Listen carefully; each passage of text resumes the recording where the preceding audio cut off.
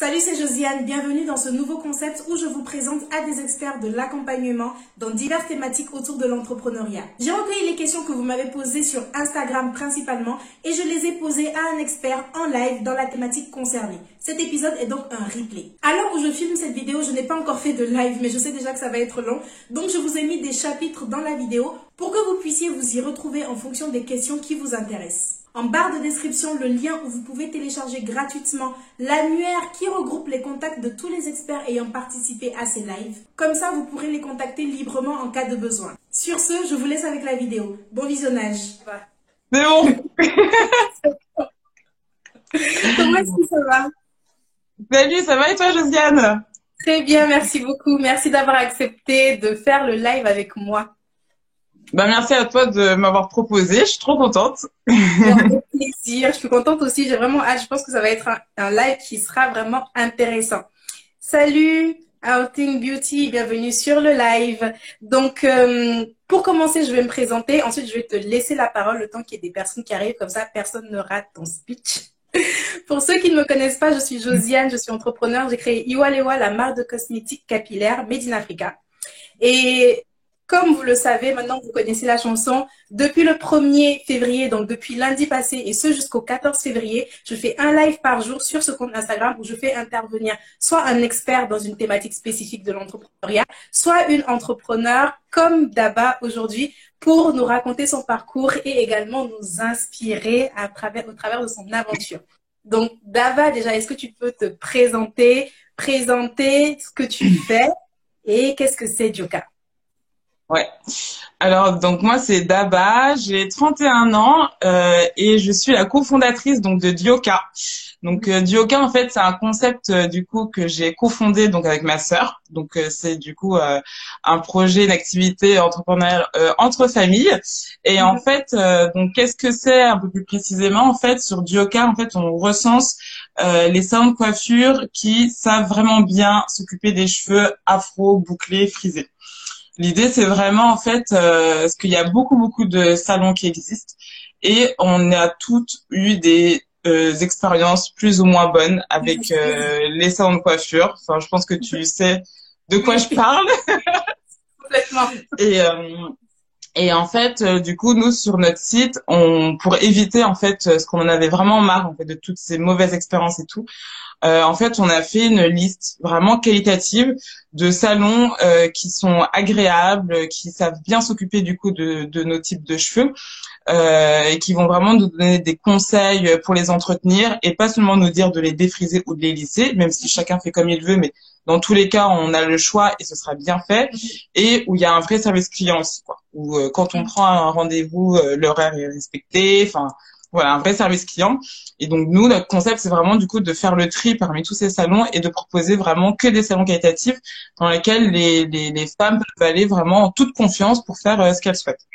Ouais. Donc, je trouve l'idée vraiment géniale, juste d'un point de vue du concept déjà, et également d'un point de vue plus concret, c'est-à-dire l'aspect marketing. Je pense que vous rencontrez vraiment un vrai besoin sur le marché. Et comment est-ce que vous êtes venu donc avec une idée pareille? Est-ce que ça vient de vos expériences personnelles ou comment est venue l'idée? Ouais, non, mais c'est clairement ça. Nous, c'est venu de nous, nos expériences à ma sœur et moi, parce que toutes les deux, on a les cheveux afro, et en fait, on allait dans des salons où franchement on arrivait, le prix changeait quand on repartait, on se faisait tirer les cheveux dans tous les sens, et moi, je sais que moi, je me faisais régulièrement des tresses. Et je pensais avoir trouvé une coiffeuse hyper bien et tout. Et en fait, au bout de 1 an, je pense, de tresses, qu'après je les enchaînais aussi, je m'en occupais pas bien comme il fallait. Et ben, j'avais tout le devant là qui était tout cassé. J'avais perdu tous les cheveux ici là. Et en fait, donc je me suis dit qu'est-ce que je fais? Faut que j'arrête de me faire tout le temps des tresses et tout comme ça. Et en fait, j'ai cherché un salon où je pourrais plus avoir des conseils. Pas que du coiffage, mais plus du conseil, pour comment m'occuper de mes cheveux et comment faire en sorte que ça repousse. Et en fait, à côté de mon ancien boulot, il y avait un salon de coiffure, donc c'est le salon Gilles Boldron à Paris. Et en fait, donc j'ai pris rendez-vous là-bas et en fait, ça s'est hyper bien passé. Et j'ai vraiment eu 2 heures de rendez-vous dans un espace agréable où on venait me servir le thé.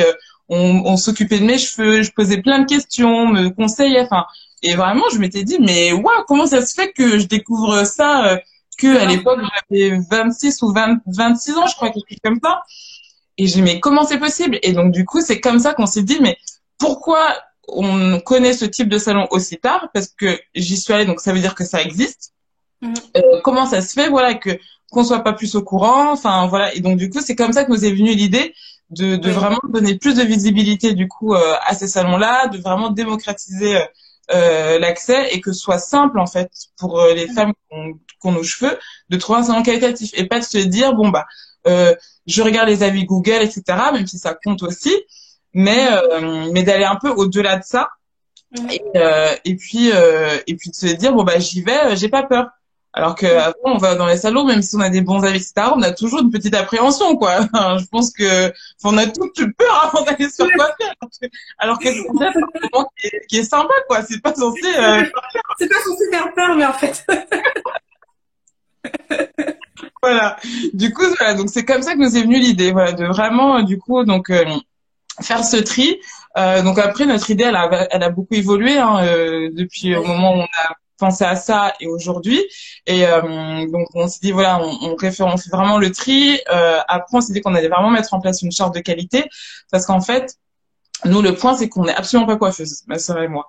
Donc c'est vrai qu'après la question qu'on se demandait, c'est bah nous comment on est légitime à savoir qui est bon coiffeur et qui ne l'est pas en fait. On n'a pas du tout les connaissances, on peut pas juger, sauf le résultat qu'on a sur nos cheveux à nous, de l'expertise de quelqu'un. Et donc du coup, c'est pour ça qu'on a mis en place donc une charte de qualité sur 3 points sur les salons en fait qui sont le savoir-faire, l'expertise, qui sont le service client et qui sont l'entretien du salon. Et en fait, en partant de cette charte de qualité, on a créé un programme d'ambassadrices en fait qui sont clientes mystères qui testent de façon anonyme tous les salons avant qu'ils soient référencés et même après le référencement. Ouais. Voilà. Ça, je trouve ça vraiment génial parce que du coup, vous avez vraiment un avis qui est concret. C'est-à-dire, vous avez vraiment quelqu'un qui a testé le salon et c'est pas le même système qu'on peut voir ailleurs ou enfin de façon générale. C'est-à-dire que le coiffeur ne sait pas qu'il y a cette testeuse qui est là et qui va aller noter derrière. C'est un petit peu comme dans les restaurants, les experts culinaires qui vont aller noter un petit peu en douce. J'ai toujours trouvé ça trop marrant. Et je pense que c'est une vraie bonne idée, c'est un vrai bon système de notation qui du coup fait que on a confiance en la plateforme. Oui, bah ouais, et puis nous, en fait, pour nous, c'était important en fait de donner la parole aux clientes parce que du coup, on se dit que ce sont elles les principales concernées et en fait, nous en tant que cliente, enfin moi-même en tant que cliente, lorsque je vais dans un salon, je regarde les avis, je regarde l'Instagram, etc. Mais je suis toujours plus contente si je connais quelqu'un ou si voilà, ou je sais que c'est pas une influenceuse ou quelqu'un d'autre du coup qui donne son avis parce que peut-être à tort, mais parfois je peux avoir un petit doute. Enfin, c'est pas forcément ça qui va me convaincre. Et puis nous, au moins, ça nous permet aussi, en fait, c'est aussi intéressant pour les salons dans le sens où ça leur donne aussi un retour parce que eux, tous ceux qu'on contacte, ils sont toujours hyper preneurs du coup des avis de nos clients mystères parce qu'ils ont vraiment un cœur de s'améliorer. Et en fait, du coup, c'est vraiment un retour d'une cliente lambda, donc il faut prendre en compte. Et non pas l'avis de d'Aba Esnabou, cofondatrice de Dioka, qui ont leur entreprise et où la relation est pas du tout la même que lorsque c'est une cliente. Et quand je vois Dioka, je me dis que le travail à abattre quand même doit être dingue, surtout au niveau du cours de la réflexion, parce que vous devez non seulement recenser les salons de coiffure, mais vous devez également gérer les ambassadrices. J'imagine qu'il y a un travail de gestion de ce côté-là aussi. Donc concrètement, là, vous avez l'idée, mais comment se fait le parcours? Comment est-ce que vous passez du stade de l'idée à la réalisation du projet? C'est quoi les premières actions que vous mettez en place? Ouais, alors c'est vrai que ouais, t'as raison, il y a beaucoup de choses à mettre en place. En fait, nous, quand on a commencé, donc on avait cette idée-là qui nous paraissait assez intuitive. En fait, ce qu'on a fait pour déjà être un peu sûr qu'on allait un peu dans la bonne direction, c'est qu'on a commencé par faire quelques sondages en fait sur Facebook, voilà, sur des groupes Facebook, pour vraiment comprendre quel était le besoin des personnes de notre cible. Et en fait, on a fait 2 travails de recherche. En fait, on a fait un travail de recherche vraiment au niveau de la cible. Et on a aussi fait un travail de recherche auprès des salons. C'est-à-dire que Senabou, par exemple, elle a commencé à contacter différents salons, vraiment de façon ouverte, pour juste pouvoir s'entretenir avec eux et comprendre comment ils fonctionnaient, quels étaient leurs besoins, quelles étaient leurs attentes, vraiment pour essayer de bien comprendre en fait de A à Z, des clients jusqu'au salon, quels étaient les besoins un peu de tout le monde. Nous, c'est un petit peu comme ça qu'on a commencé. Ensuite, pour vraiment rentrer dans le concret, en fait, bah, c'est un peu bête, mais en fait, pour rentrer dans le concret, en fait, ce qu'on a fait aussi, c'est qu'on a créé notre compte Instagram. Parce qu'en fait, c'est aussi une façon de concrétiser, enfin, d'avancer en fait dans la concrétisation de notre idée.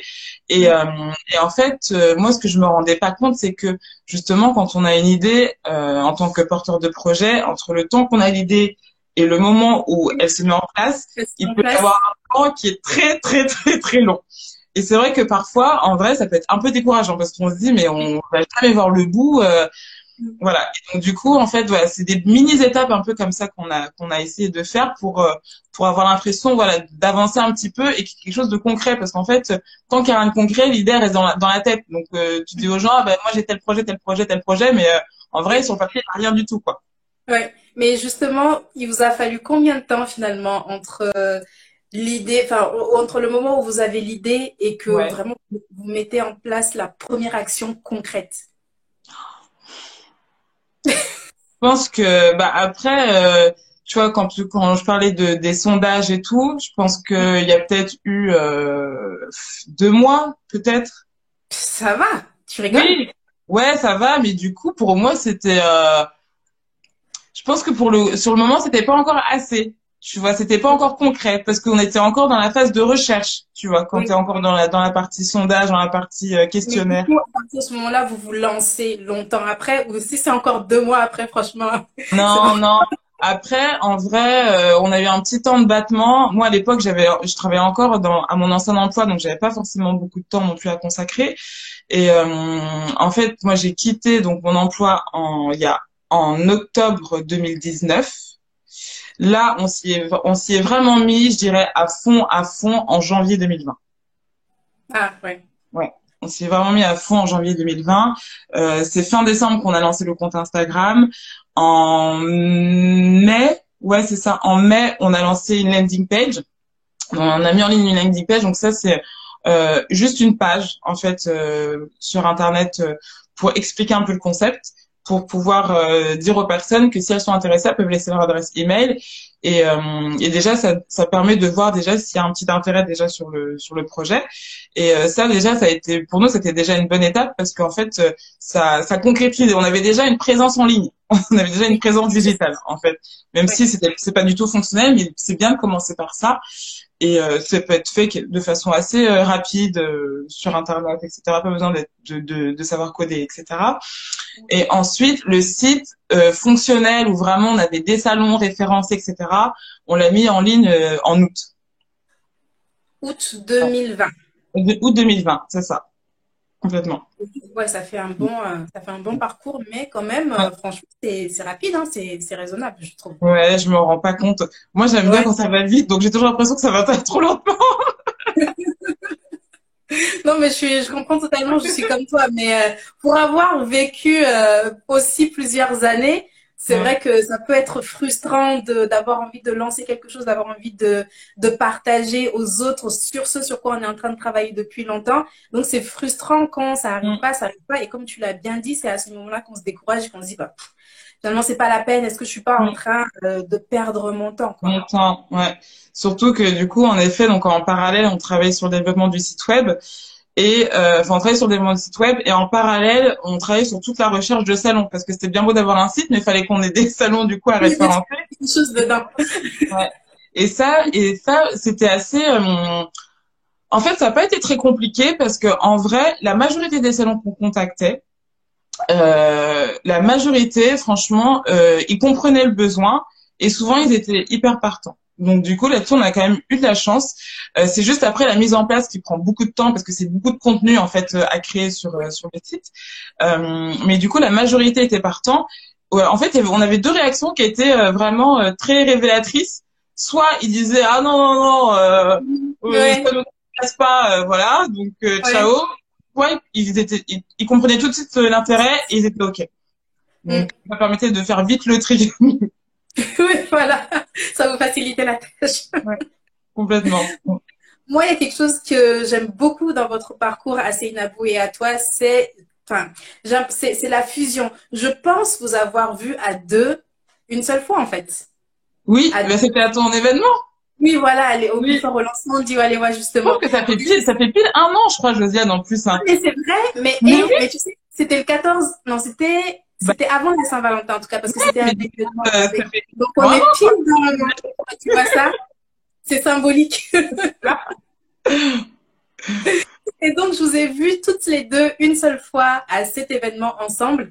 Et ça m'a vraiment marqué la fusion qu'il y avait entre vous, mais juste le fait que vous soyez toutes les deux, j'avais l'impression, hein, je suis pas en interne, mais que vous soyez sur la même longueur d'onde au niveau du projet. Ça, je trouve que c'est quand même rare et en général le danger des entrepreneurs qui se lancent dans l'aventure à plusieurs, c'est que à un moment il y en a un qui peut-être va baisser de motivation, qui va être moins engagé ou qui va changer de vision. Mais comment est-ce que vous arrivez à gérer le travail à deux? Parce que même si ça va bien, c'est jamais facile de travailler avec quelqu'un et ça peut ne pas être facile de travailler avec quelqu'un de sa famille. Donc, est-ce que vous avez, je sais pas, des règles que vous mettez en place? Comment est-ce que ça fonctionne finalement, le fait de bosser sur un même projet à deux? Bah, en vrai, ça fonctionne bien parce que en fait, Sanabou et moi, en fait, on est sœurs, mais on n'est pas juste sœurs. Enfin, on est vraiment meilleures amies, tu vois. Donc, je pense que ça aussi, ça fait la différence avec d'autres associés. Tu vois, on est hyper complices, genre, depuis toujours. Enfin, on a que 3 ans d'écart toutes les deux, donc, enfin, on est vraiment copines. Et en fait, on est capable de parler boulot et 2 secondes plus tard de parler d'autres choses. Enfin, donc, du coup, il y a cette facilité d'échange.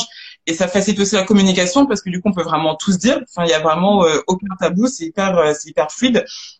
Et après, nous, on s'est un peu séparé les tâches, en fait, qui sont liées un peu à nos études et à ce qu'on a fait auparavant. C'est Nabou, en fait, elle a une formation en fait en communication visuelle et graphisme. Et donc, du coup, c'est elle qui est en charge vraiment de toute la partie identité visuelle, communication. Oui. Donc c'est elle qui a fait le site, c'est elle qui gère voilà les posts sur Instagram, tout ça. Donc du coup toute cette partie-là, du coup c'est elle qui est en charge de ça.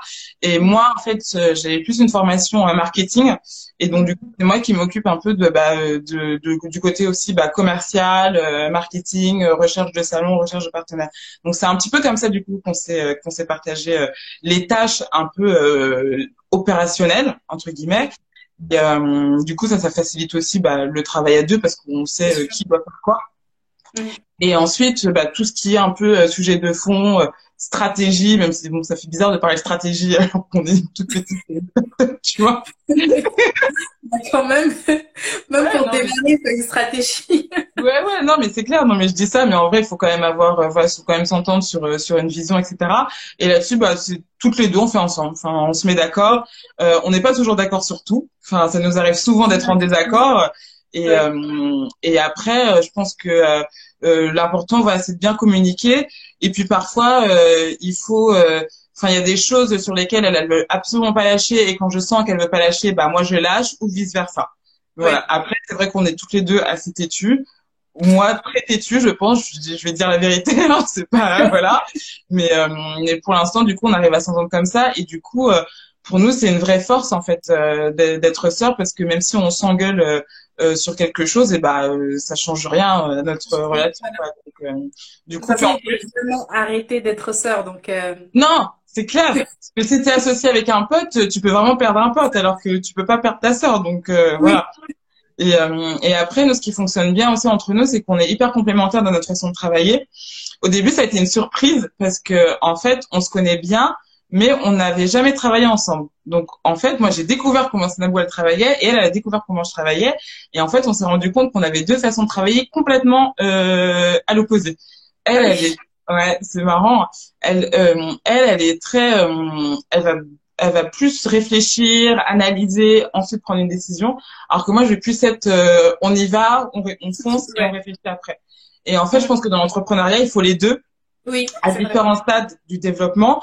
Et du coup, bah, pour nous, c'est une vraie complémentarité, du coup, d'avoir ces deux façons de travailler, quoi. C'est une aboudie, c'est vrai qu'on est bien têtu. Même elle, elle avoue. Donc bon, Ah je ouais, parfois, trouve je que pense vous que avez. on passe des heures à débattre sur des trucs qui n'en valent absolument pas la peine, mais c'est comme ça. Ouais, bah du coup, je trouve que c'est une vraie équipe de choc. Si en plus vous êtes complémentaires et dans les compétences et dans la façon de travailler, c'est Ouais. en fait c'est un duo où vous pouvez vraiment aller très très loin en fait. Ouais, ouais, faut vraiment que, enfin, quand on travaille avec des personnes qui travaillent pas comme nous, en fait, Mm. c'est pas grave. C'est pas grave tant qu'on sait capitaliser pour que ces différences deviennent des forces et non pas des disputes. C'est ça l'important, je pense. Et donc là, lorsque vous êtes dans votre parcours entrepreneurial, vous commencez à faire vos sondages, à démarcher les salons, vous mettez Ouais. en place Yoka. Quels ont été les obstacles, tu dirais, qui ont été majeurs dans votre aventure? Enfin, je sais pas, peut-être que tu ressentiras certains obstacles de la même façon que Seynabou ou pas du tout. Donc, je Ouais. vais dire pour toi, quels ont Ouais. été les obstacles majeurs dans le parcours? Alors pour moi, c'était très concret. En fait, c'était le plus gros problème qu'on a eu, c'était le développement de notre site internet. Oui, En fait, au début, on n'a pas réussi à collaborer avec des personnes, avec des personnes fiables, en fait, tout simplement. Je trouve que c'est hyper dur, en fait, quand on a un budget limité et qu'on fait appel à des développeurs web en freelance. En fait, c'est le contexte qui veut ça. Hein. C'est pas, on n'est pas tombé sur des mauvaises personnes, mais c'est le contexte qui oui, veut ça. C'est que il y a tellement de demandes que forcément forcément du coup ils sont un peu ils choisissent un peu les projets enfin qu'ils préfèrent et parfois mhm. ils peuvent s'engager avec toi et te laisser tomber du jour au lendemain sans rien dire. C'est vrai? Et ça moi ça me rendait folle. Et honnêtement on est passé en vrai le site, enfin je te disais on a mis en ligne notre landing page en mai, mais en Oui, vrai, c'était le site qui aurait dû être lancé en mai. Donc, on a eu pas oui. mal de mois de retard. Bon, c'est comme ça, c'est pas grave. Mais c'était surtout, en fait, moi, franchement, c'est ça que j'ai jamais compris, des personnes, en fait, qui travaillent avec toi, qui s'engagent, qui te disent oui, oui, oui, oui, oui, et en fait, du jour au lendemain, qui te donnent plus de nouvelles. Tout de même. Ah, mais mais moi, ça me choque. Ouais. Quoi, et Et du coup, quand ça vous est arrivé, qu'est-ce que vous avez fait? Comment est-ce que vous avez bah, résolu le problème? ça dépend. On a eu plusieurs cas de figure. Enfin, en vrai, pour rentrer dans les détails, on est passé par un, deux, trois. Quatre. On est passé par quatre et demi, on va dire, différents. Ouais, ouais, non, mais c'était la partie la plus compliquée. Et en fait, ce qu'on a fait, au final, c'est que on a travaillé avec quelqu'un, qui était un ami d'amis. Et en Oui, fait, c'était la façon la plus fiable de travailler. En fait, c'est du coup, de travailler avec quelqu'un que tu connais un minimum, parce que du coup, la personne se sent un minimum engagée, en fait. Donc soit c'est ça, soit tu as un gros budget et tu fais appel à une agence. Et du coup, tout est signé, puis le, le budget est conséquent, donc ils peuvent pas se défiler, ils ont pas envie de se défiler. C'est ça, je pense. c'est Naboudi, on est à notre troisième développeur. Ouais, non, mais notre quatrième. C'est là, on travaille avec le quatrième là. Déjà, vous allez régler ça après le live. D'ailleurs, si vous avez besoin d'un développeur, du coup, celui avec lequel on travaille maintenant, on le recommande. Il est top, top, top. On sait que c'est difficile, donc on partage avec plaisir. Bah, tu me diras, je mettrai ses contacts dans la publication. Et Ouais. d'ailleurs, maintenant avec le recul que vous avez, vous diriez que c'est quoi les critères pour, est-ce que vous avez maintenant le flair pour reconnaître les mauvais partenaires et c'est quoi les critères pour choisir un bon développeur ou alors un partenaire dans un autre domaine? Euh, c'est un peu compliqué en vrai parce que nous on a fait appel à quelqu'un parce que c'est des compétences qu'on n'avait absolument pas. Donc à partir de ce moment-là, c'est dur en fait de d'essayer de flairer la personne. Moi, ce que je fais en fait quand je rencontre des potentiels partenaires, c'est que je leur explique au maximum ce que c'est du yoga et Mhm. que je leur explique au maximum la vision. Parce que j'ai envie que même si c'est une personne qui est en freelance, qu'elle se sente un peu quand même intégrée au projet, au-delà du code qu'il ou elle doivent écrire. Je pense que c'est important d'embarquer les gens comme ça dans les projets pour faire en sorte, tu vois, qu'ils se sentent vraiment impliqués et qu'ils donnent le meilleur d'eux-mêmes. Donc moi, c'est ce que j'essaye de faire. Après, je pense que en vrai, pour déléguer une tâche à quelqu'un, il faut peut-être, ça c'est quelque chose qu'on n'a pas fait, on n'a pas pris le temps de le faire, mais c'est d'essayer de s'y frotter soi-même, d'essayer de faire nous-mêmes pour voir vraiment à quel point c'est compliqué ou non, quelles ressources sont nécessaires ou non, et ça permet du coup de poser les bonnes questions et d'avoir un esprit critique sur ce que la personne va nous dire, de pouvoir de pouvoir comment dire, questionner un devis, etc., etc. Je pense que voilà, enfin, c'est difficile d'avoir une recette, quelque chose. Enfin, puis après, ça dépend des méthodes de chacun. Moi, je sais que je suis quelqu'un qui marche pas mal au feeling aussi. Bon, finalement, je me suis plantée sur les 3 premiers, donc je sais pas comment il est bon. Mais bon, après, c'est un mélange c'est un concours de circonstances. Mais ouais, voilà, c'est vrai que c'est pas facile, mais ouais, ce sont les conseils que je donnerais, quoi. Ouais, mais je suis d'accord avec toi pour le côté feeling, même si c'est vrai que c'est aléatoire, ça marche pas toujours, mais le feeling c'est super important et aussi le fait que la personne se sente intégrée au projet. Parce que ce que tu disais là, le développeur qui vous lâche du jour au lendemain, finalement si la personne se dit vraiment je mets en place quelque chose de concret, quelque chose qui m'anime, quelque chose que j'aime beaucoup, je pense que ça peut pas arriver en fait. Mais si tu prends la tâche juste pour ah bah c'est mon 8e projet, faut que je finisse parce que c'est ça mon taf. C'est vrai que là c'est plus compliqué d'avoir des résultats qui sont bien à la fin. Ouais, complètement, c'est clair. Ouais. Alors mine de rien ça fait déjà une demi-heure qu'on est là, donc je vais encore te oui. T'as vu comment ça passe? Ouais, ça passe super vite. Je surveille l'heure à chaque fois, ouais, ça passe très très vite. Si vous avez des questions à poser à Daba, surtout, n'hésitez pas. Mais comme je disais en début du live, oui, parce que voilà, je complète déjà mes phrases, parce que on va bientôt clôturer le live, donc si vous avez des questions, c'est vraiment là. Ouais, elle a raison, Senabou, ce qu'elle dit sur les conseils pour être avec quelqu'un, avoir des recommandations, c'est clair et net, et bien regarder les références. Pour un site internet, pour développer un logo, sur ces choses-là, ouais, clairement, regarder les références. Très important. Et donc l'autre question que je voulais te poser, c'était déjà avec Djoka, c'est quoi vos projets actuels? Bon. Et c'est quoi la vision finalement de l'entreprise? Où est-ce que vous comptez l'amener? Et je sais pas, est-ce que vous mettez en place une certaine stratégie pour y arriver, ou alors vous vous dites bon bah on vit le moment présent et on fait avec les opportunités qui s'offriront à nous. Ouais, il y a plein de questions dans ta question là. Bah déjà, les projets actuels, là on vient juste de lancer donc notre e-shop. Oui. Donc comme tu sais, donc du coup avec ta marque, donc là c'était vraiment la deuxième étape qui était importante pour nous parce que nous on a commencé avec les salons, mais vraiment la vision de Djoka c'est vraiment que ce soit la référence en termes de coiffure pour les personnes qui ont des cheveux afro, bouclés, frisés, etc. Donc c'est-à-dire tout ce qui concerne en fait le cheveu, que ce soit les salons de coiffure, les produits capillaires, les conseils, du coaching, etc. Nous, l'objectif, ce soit vraiment le réflexe j'ai une question à me poser, je veux acheter un truc, je veux prendre rendez-vous dans un salon, Djoka. Nous, c'est vraiment ça notre vision en fait, que ce soit vraiment la référence en fait pour toutes ces femmes-là. Et du coup, donc on a commencé par les salons parce que pour nous, c'était important en fait de redonner la parole aux professionnels de la coiffure.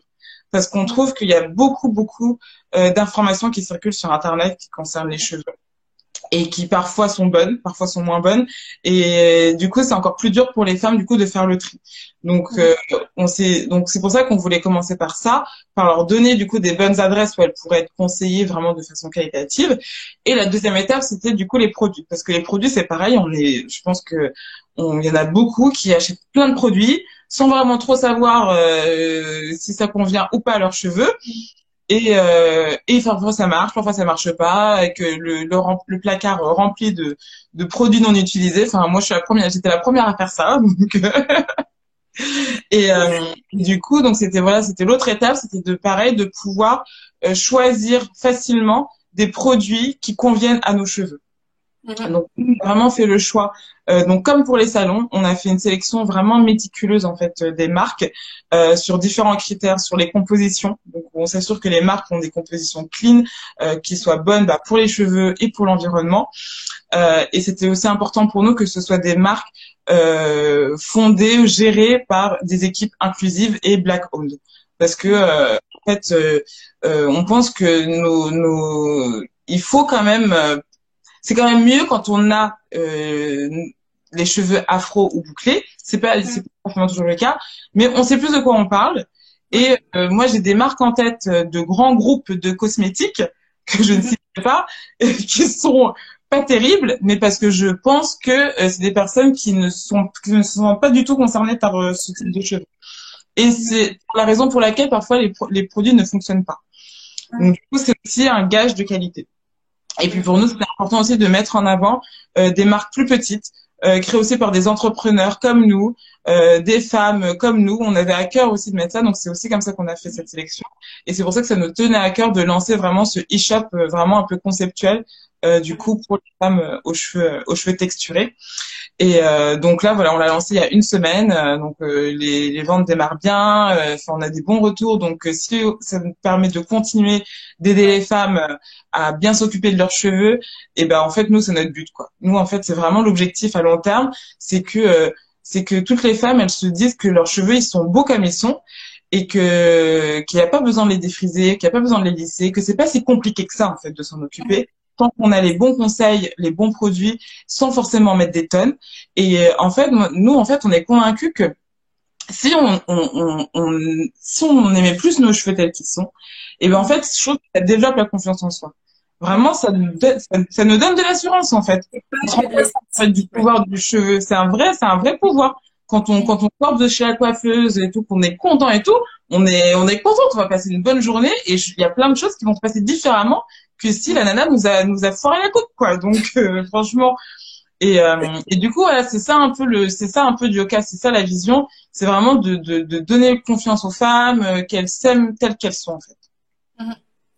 Et ma dernière question, du coup, c'est en rapport avec cette audience. Il y a beaucoup de personnes qui ont envie de créer leur marque de cosmétiques. Il y a mais c'est aussi un domaine qui est saturé. Il y a beaucoup de marques de cosmétiques qui se créent à chaque fois. Et comme je disais en début du live, moi, pourquoi j'ai pensé à vous pour ce live, et enfin, entre autres choses, c'est parce que non seulement vous travaillez dans l'univers de la cosmétique, parce que, enfin, et de la coiffure, parce que vous travaillez avec les salons de coiffure, etc. Vous travaillez avec les consommatrices finales, parce que c'est pour elles que vous recensez les salons de coiffure, mais vous travaillez également avec les marques, avec le lancement de votre nouveau e-shop. Du coup, vous avez vraiment un regard 3 dimensions avec limite 360. Donc toi, qu'est-ce que tu dirais peut-être avec ton regard de partenaire qui a voilà, qui travaille avec des marques, qui a ce regard extérieur là, qu'est-ce que tu dirais aux personnes qui disent ah mais le domaine de la cosmétique, je sais pas si je peux encore venir arranger certaines choses, c'est déjà saturé. Est-ce que c'est la peine que je me lance? Qu'est-ce que je dois faire? Est-ce que je peux faire la différence? De ton regard à toi, est-ce que c'est encore possible de faire la différence sur le marché de la cosmétique en créant une nouvelle marque ou en créant, je sais pas, une nouvelle solution? Oui. Ah ouais. Merci. Ah ouais, mais non, mais il y a plein. Du coup, c'est vrai que avec tout ce travail de recherche, du coup, en contactant les salons, en contactant beaucoup de clients qui prennent rendez-vous pour des salons, qui posent des questions, en discutant avec les marques. Moi, franchement, j'ai plein d'idées de concept. Non, mais je pense qu'il y a encore de la place. Je pense qu'il y a encore de la place, mais il faut trouver un créneau précis. Parce que, en fait, t'as raison, il y a beaucoup, beaucoup, beaucoup de marques. Il faut savoir se différencier. Après, quand on regarde le marché des cosmétiques, du maquillage, il y a encore beaucoup, beaucoup de marques. Je pense que le gâteau est là et je pense qu'on peut grandir la taille du gâteau. Il y a pas de souci pour ça. Donc je pense que du coup il y a encore des opportunités, mais il faut être précis. Il faut vraiment s'adapter, je pense, attaquer à une cible précise. Enfin après, nous, pour l'instant, on n'a pas trop regardé, mais j'ai l'impression que tout le secteur des cosmétiques pour hommes, je pense que là il y a plein de choses à faire. Enfin, il y a des gammes. Il y a eu un article dans le Figaro, dans le Parisien, je sais plus, je vais pas dire de bêtises, sur une nouvelle marque qui s'appelle Mix, je crois, je vais pas dire de bêtises. Moi, j'en connais pas beaucoup, donc je pense que là-dessus, il y a quelque chose à faire. Euh, Après, je pense qu'on peut peut-être aussi regarder un peu ce qui se fait aux États-Unis ou dans d'autres pays. Je pense qu'il y a encore des opportunités. Pourquoi? Parce que j'ai l'impression que pour nos cheveux, on n'a pas encore. Il y a des choses en fait qu'on est encore peut-être en train de découvrir. Je suis Ouais. pas sûre qu'on ait fait le tour de la question. Peut-être que oui, peut-être que non. Je suis pas experte en cosmétique, mais j'ai l'impression qu'on n'a pas encore fait le tour de la question. Enfin, moi, j'ai l'impression, de mon point de vue extérieur, qu'il y a tout un sujet, par exemple, je donne un exemple très précis, sur tout le côté les shampoings, le côté moussant, les tensioactifs, etc., qui sont pas trop adaptés à nos cheveux. Donc toi, ta crème lavante, elle est non moussante. Je pense qu'il y en a pas beaucoup d'autres sur le marché, alors que je pense que qu'il y a un vrai, qu'il y a quelque chose à creuser là-dessus, par exemple. Je sais pas. Je pense que c'est possible, mais je pense que c'est compliqué. Je pense que le tout, ce sera pas forcément de trouver la formule miracle, mais je pense que le tout, ce sera d'avoir des gros investissements aussi en communication, parce que c'est Aussi. vraiment Ouais. les marques. Et, et voilà. Nous, enfin, je m'avance peut-être, mais c'est exactement la raison pour laquelle à date, on n'a pas de projet de lancer une marque, par exemple, une marque cosmétique. Il y a pas mal de personnes qui nous demandent, ah, est-ce que vous voulez lancer votre marque prochainement? Je dis ça aujourd'hui, dans 2, 3 ans, je sais pas ce que je dirais. Ouais. Mais Bientôt, à date, Joker, marque de cosmétiques. comment? Je dis bientôt, Joker, on va voir nouvelle marque de Ouais, cosmétiques. honnêtement, aujourd'hui, enfin voilà, je suis transparente. Je trouve qu'il y a plein de marques qui font déjà des belles choses. Moi, personnellement, d'abord aujourd'hui à date, je vois pas encore ce que je pourrais apporter de nouveau par rapport à ces marques-là. Donc aujourd'hui, à la rigueur, je préfère plus ouvrir des salons de coiffure en province ou dans d'autres villes hors Paris plutôt qu'une Ouais, énième marque, par exemple. Fallait choisir. oui, ouais. Donc, Non, mais par exemple, effectivement, je suis d'accord. se lancer, moi je leur dis par contre salon de coiffure parce que salon de coiffure, clairement, il y en a pas assez du tout. Il y en a pas assez. Mhm. Mhm. Des salons de coiffure qualifiés, effectivement, Non. c'est vrai que c'est pas facile d'en trouver. Donc Non. avec Joka, d'ailleurs, allez voir vraiment la plateforme parce que du coup vous galérez moins à rechercher, à éplucher tous les avis sur Google, où est-ce que je vais aller me coiffer, etc. Et c'est vraiment un beau travail qui est réalisé. Merci, merci Josiane. Avec plaisir. Bah, du coup, merci Daba. Je vais clôturer ce live. Merci beaucoup d'avoir accepté de participer, de parler Avec pendant plaisir. 45 minutes pratiquement. Avec plaisir. Si ça peut aider, si ça peut motiver, franchement, moi je suis ravie. Alors, je remettrai le replay du live en IGTV avec le contact enfin, le compte de Joka. Je remettrai également ce live en replay sur ma chaîne YouTube et en description, il y aura également le site internet. Donc, n'hésitez pas à y faire un tour.